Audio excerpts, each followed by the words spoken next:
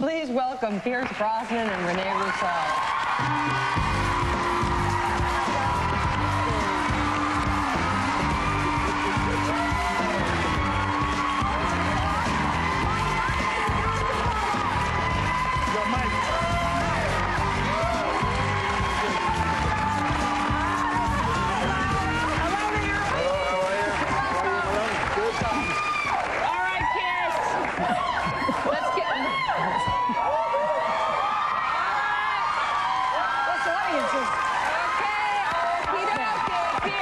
Just keep doing this so we don't have to speak. Really. I feel like a rabbit in the headlights here. No, okay. We're very easygoing. Good. Are you sexy or slutty? Oh, on a good day, slutty. On a bad day, sexy. It depends on the time of the day and the week and whatever. You know, I've been known to be both. And what about your co-host? You're in the movie. Yeah. Sexy. Sexy. 100% sexy. Yeah. She could be slutty too, I bet. I was a slut in that opening scene, though. I was being polite. You're a slut in this movie. I thought about that, actually. And I think that John McTiernan was right. I kept saying, I don't want to wear a garter belt. That's slutty. She wouldn't wear a garter belt, and he fought me on it and fought me on it. And I went to the premiere, and all the women said, I love the scene with the garter belt. Yeah. So go figure. I had to sort of trust him at a certain point. Yeah. Now, this is a remake of the Thomas Crown Affair, which was done several years ago with Steve McQueen, right? Faye Dunaway. Yeah, it was a wonderful movie, and you made it another wonderful movie, I think. I saw it, I loved it. What made you do it again? What makes someone do that? Well, my partner, Beau St. Clair, who is sexy, she kind of came up with the idea, and I said, yeah, I like the idea, let's have a look at it. And I looked at it, and I saw this film when I was about 15 years of age. It was one of those movies which kind of made me want to become an actor, so to speak, and I just thought there was room for embellishment there in the love story. You actually co-produced the film, so... Yeah, so we went out and we got, it took about 2 years, and we brought, after 2 drafts, we finally realized that the ghost of Steve McQueen was still there. And we hit upon the idea of these 2 writers, Leslie Dixon, Kurt Wimmer, and they came in and their kind of creative input and male, female, and it's came up with these wonderful characters. Wonderful movie, but a lot of people are talking more about the nude scene that you do. The fact that you're in your 40s, which I love, and doing a nude scene. Everybody's making it, yeah, exactly.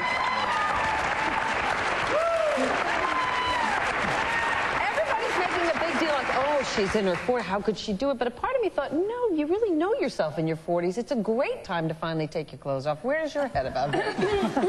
You know, of course, I'm a slut. Yeah, no, I guess I am too. I didn't think about the fact that I was 40 taking my clothes off. I just thought about taking my clothes off, period.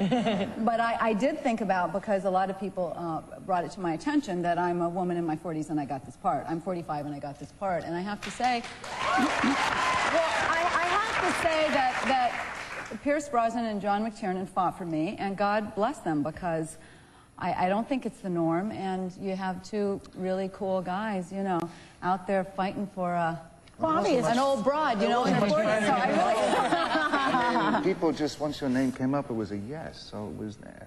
Isn't it amazing that we even are having this conversation? That it is crazy that we're having this conversation. She's a beautiful girl, she's got talent. What's the big deal? Go figure, I don't know. But you're unusual that you put her in this movie, because Sean Connery has, what is she, 12, that girl? You know, he's a lovely guy, but a little long in the tooth at this point. I don't have a problem with younger men and younger women and older men. It's just that the double standard that you don't see older women with younger men, or even with their own age a lot. Exactly. I didn't think of it as a problem at all. I just wanted to make a movie which was romantic and sexy, and you got her, baby. You definitely got her, and she did too. This is someone who I've always admired and really loved, and somebody who I thought I could dance with, you know, and be comfortable with, and we kind of just hit the ground running, and I think that just comes from liking each other, and there's a respect there, you know. Well, we like and respect you guys too, whether you're sexy, slutty, whatever you are, we feel that way, and you're coming back in the next segment, so we're going to be back with more of Pierce and Renee. When they come back, they're at the mercy of my co-hosts. We'll be right back.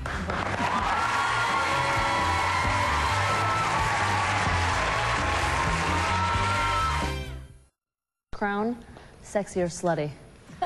Your character. Sexy. cool sexy. She's a little slutty. She's a little slutty. She just goes for what she wants, you know, and gets it. She's a little slutty, I think, from my point of view. Well, I have to ask you, Renee, your clothes in the movie were amazing, especially the little see-through number. Would Renee Russo actually wear that out? No. No. I would wear something underneath it. Thank you. No, I would not wear that out. And I know it sounds ridiculous, but when I tried it on in the trailer, it didn't seem as see-through as it was. But you know, you hear this, yeah, sure. And then you get, yeah, what an idiot. And then you get out there with the lights, those Klieg lights coming right through. No, I would not. Didn't Sharon Stone teach you anything? Yeah, well, no, I know. That's why I said, I prefaced it. I know I sound like an idiot, but it was somewhat see-through in the trailer. From where I was standing, it was wonderful. Afterwards was all right. The love scene, you like that? It was the most intense love scene that I've seen in a long time. Trust me, it was a good morning when I watched this movie. Well, good. I mean, hopefully everybody will have a good evening after seeing the movie.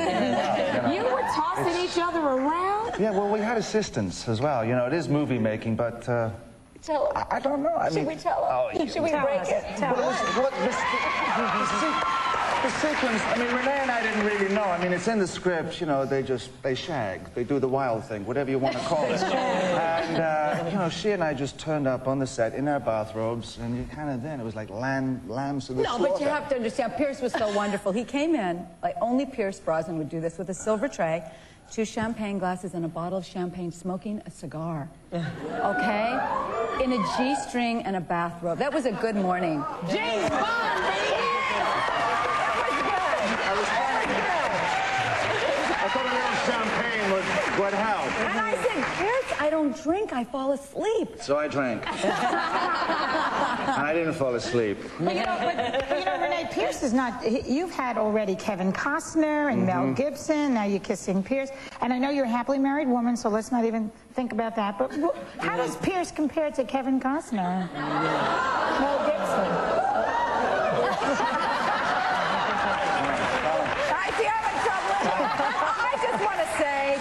I just want to say, in terms of foreplay, I didn't get the champagne, or the silver tray, or the glasses, or the flowers. So, I mean, come on. That's because they're American. Yeah, I mean, this guy, he's a smooth guy.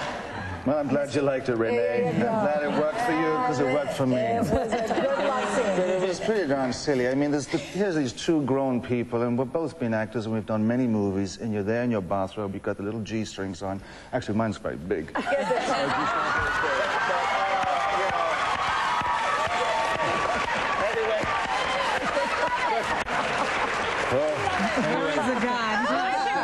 should probably be asking you this question, but I'll ask Renee. I heard it was the hardest thing you've ever done this movie. The hardest, indeed. Yes, it was. There were no embarrassments, though. There were no embarrassments. Didn't you say it's an emotional roller coaster, this movie? I think it was for me emotionally, because the director said that he felt that I had neutered myself in my films. Well, that's a nice thing to say. That made me feel very confident, and I think I do understand. I hide behind humor, and I don't lead with my. I don't lead with that. That's not what I lead with, and so he was on me constantly, and that was hard for me. I felt very vulnerable and exposed. You know, but isn't it always sexier when a classy broad like yourself gets down, rather than some slutty type that we're used to? It's true, isn't it? Because I was actually shocked and pleasantly shocked, because I've seen pretty much everything you've done, and I love everything you do. But to watch you go ahead and seduce Thomas Crown, the richest, finest brother there is on the planet, I was loving it, okay? Star came in this morning. Thomas Crown is the ideal husband.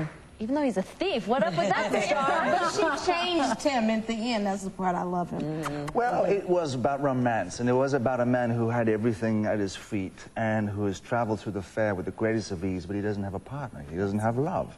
You know, there's a kind of hollowness inside. We wanted to kind of put that into the movie, which was kind of there in the original, but just we embellished upon it. It's the best date movie I've seen in a long time. I'm telling you, I had a great time. Well, Pierce Brosnan and Renee Russo, thank you so much for being here. Thank you. We had so much fun with you. Be sure